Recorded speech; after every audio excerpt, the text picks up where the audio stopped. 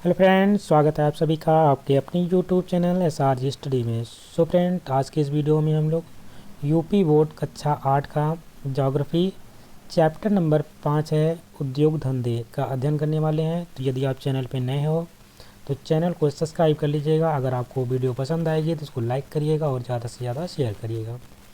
तो आइए शुरुआत करते हैं अभ्यास प्रश्न की। पहला प्रश्न है यहाँ पे, प्रश्न नंबर फर्स्ट में पूछा जा रहा है, निम्नलिखित प्रश्नों के उत्तर संक्षेप में लिखिए।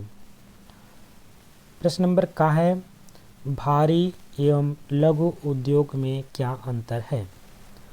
तो उत्तर में लिखेंगे, भारी या बृहद उद्योग बड़े पैमाने पर स्थापित किए जाते हैं जिसके लिए अधिक पूंजी, कच्चा माल, श्रम शक्ति, भूमि, मशीन एवं शक्ति के संसाधनों की आवश्यकता होती है तथा अधिक मात्रा में वस्तुओं का उत्पादन होता है, जैसे लोहा, इस्पात, सीमेंट, दवाएं, रासायनिक खादें, वस्त्र उद्योग, वायुयान, जलयान, मोटर गाड़ी, रेल के इंजन व डिब्बे इत्यादि।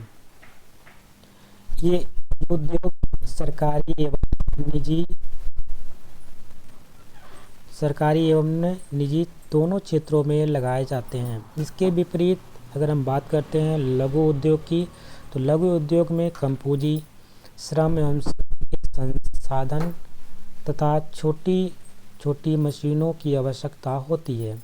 ये हल्के कच्चे माल का प्रयोग करते हैं तथा हल्की वस्तु का निर्माण करते हैं। कई बार ये भारी उद्योग के उत्पादों के छोटे छोटे भाग भी बनाते हैं। इलेक्ट्रॉनिक्स सामान, पंखे, सिलाई मशीन, साइकिल, जूते, तेल, माचिस, खिलौना आदि लघु उद्योग के उदाहरण हैं। ये उद्योग केवल निजी क्षेत्र में लगाए जाते हैं। तो ध्यान में रखेंगे, जो हमारे बृहद या बड़े या भारी उद्योग होते हैं वो ज़्यादातर हम देखते हैं वो आपके सरकारी भी हो सकते हैं और प्राइवेट भी हो सकते हैं, यानी कि निजी भी हो सकते हैं और सरकारी भी हो सकते हैं।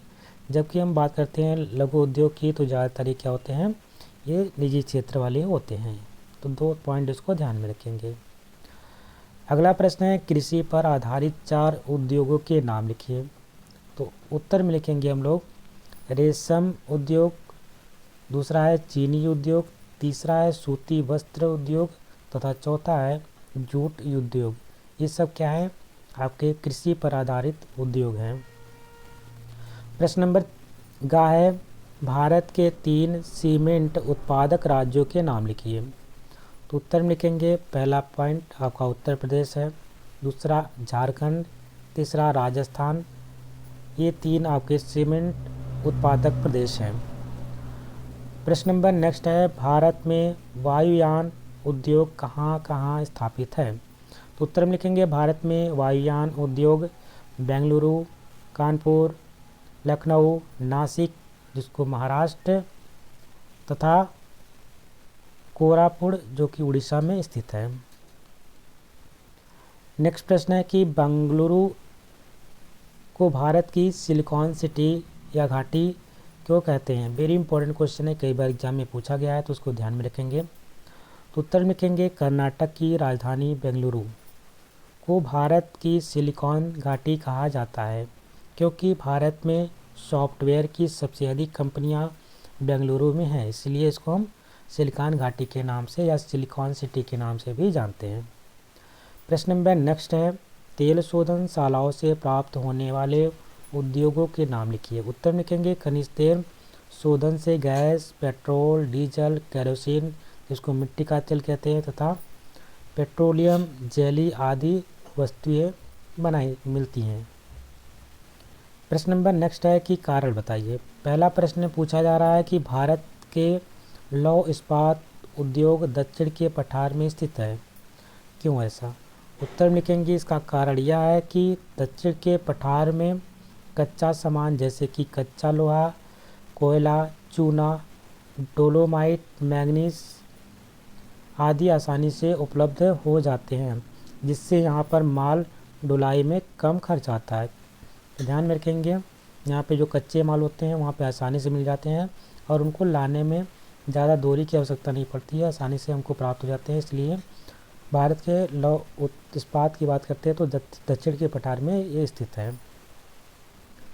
प्रश्न नंबर नेक्स्ट है कि गुजरात तथा महाराष्ट्र में सूती वस्त्र उद्योग के कारखाने अधिक हैं, क्यों? तो उत्तर में लिखेंगे गुजरात और महाराष्ट्र में कपास अधिक होता है। ध्यान में रखेंगे, गुजरात और महाराष्ट्र में कपास अधिक होता है, यही कारण है कि यहाँ सूती वस्त्र उद्योग के कारखाने अधिक है। जब जहाँ पे जो ज़्यादा इसकी पैदावार होगी तो उसके कारखाने भी वहाँ पे ज़्यादा आपको देखने को मिलेंगे, क्योंकि वहाँ पे माल ढुलाई का काम आसानी से पहुँच जाता है, सामान ट्रांसपोर्ट के माध्यम से ज़्यादा समय नहीं लगता है और कच्चा माल अच्छे क्वालिटी का मिल जाता है। इस प्रकार से ये चीज़ें संभव हो पाती है। आगे देखते हैं, अगला प्रश्न है नमक में आयोडीन क्यों मिलाया जाता है, बताना है।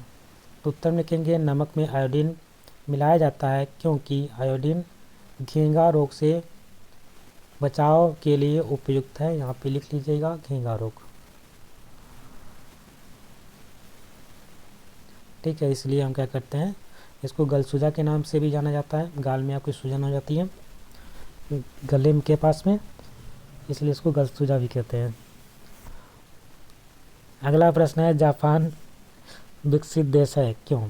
उत्तर में लिखना है जापान एक विकसित देश है क्योंकि वह एक औद्योगिक देश है। वहाँ बड़े बड़े उद्योग स्थापित है, वहाँ कुशल व शिक्षित श्रमिक तथा उच्च एवं आधुनिक तकनीकी के कारण भारी मात्रा में उच्च स्तर की वस्तुओं का उत्पादन होता है, इसलिए जापान एक विकसित देश है। जबकि आपका भारत की बात करते हैं, भारत, चीन, ये पाकिस्तान, बांग्लादेश सब कितने हैं, विकासशील देशों के अंतर्गत आते हैं। 2050 तक आपका लक्ष्य रखा गया भारत को एक विकसित देश बनाने का। आगे देखते हैं, प्रश्न नंबर 3 में पूछा जा रहा है रिक्त स्थानों की पूर्ति करना है। पहला पॉइंट है रेल के डिब्बे डैश में बनाए जाते हैं। तो 2 पॉइंट यहाँ पे दे रखा है, एक चितरंजन, दूसरे में से कपूरथला या वाराणसी। 3 पॉइंट दे रखा है, 3 में से आपको छांटना है। तो रेल के डिब्बे कहाँ पे बनाए जाते हैं, कपूरथला में, जो कि आपका पंजाब में पड़ता है। एक लखनऊ में भी कपूरथला है, वहाँ नहीं, तो ये पंजाब वाला जो कपूरथला, वहाँ पे रेल के डिब्बे बनाए जाते हैं। सेकंड प्रश्न है सीमेंट के लिए डैश कच्चा माल है। तो ध्यान में रखेंगे, यहाँ पे पॉइंट दे रखा है तांबा, लोहा, लौह अयस्क और चूना पत्थर। तो सीमेंट के लिए उपयोगी जो कच्चा माल होता है वो क्या होता है, चूना पत्थर, कैल्शियम ऑक्साइड जिसको बोलते हैं। अगला प्रश्न है कि रांची में डैश बनाने का कारखाना है। यहाँ पे 3 पॉइंट दे रखा था, जलयान बनाने का, या भारी मशीन बनाने का, या तेल शोधन। तो ध्यान में रखेंगे रांची में भारी मशीन बनाने का कारखाना है। और लास्ट इसमें है कहवा डैश से प्राप्त होता है। पहला पॉइंट है तने से, दूसरा पॉइंट है फल से, तीसरा पॉइंट है जड़ से। इसका राइट आंसर हो जाएगा ऑप्शन नंबर सेकंड वाला, फल से। तो कहवा हमें फल से प्राप्त होता है। प्रश्न नंबर 4 है, यहाँ पे कह रहा है कि सही जोड़े बनाइए। आइए देखते हैं। जमशेदपुर की बात करते हैं तो ये हमारा लौह इस्पात के लिए फेमस है। अहमदाबाद की बात करते हैं तो अहमदाबाद आपका वस्त्र उद्योग की बात यहाँ पे होती है, यहाँ पे ज़्यादातर वस्त्र उद्योग चलते हैं। रसायन उर्वरक की बात करते हैं ये तो हमारे सिंदरी में है। वायुयान की बात करते हैं तो कानपुर में इसके पार्ट्स बनते हैं। और तेल शोधन की बात करते हैं तो मथुरा में आपको देखने को मिलता है, मथुरा में इसके कारखाने हैं तेल शोधन के।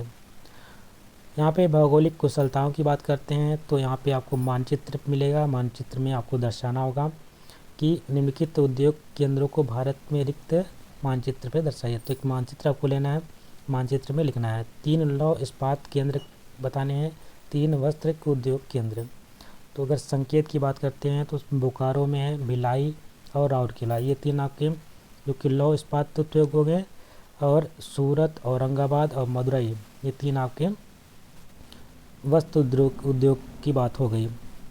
इस प्रकार से यह चैप्टर का कंप्लीट होता है। आशा करते हैं आपको वीडियो अच्छी लगी होगी। यदि वीडियो पसंद आए तो इसको लाइक करिएगा, शेयर करिएगा और चैनल पे नए हैं तो चैनल को सब्सक्राइब भी कर लीजिएगा। मिलते हैं एक नए वीडियो में, तब तक के लिए नमस्कार, जय हिंद।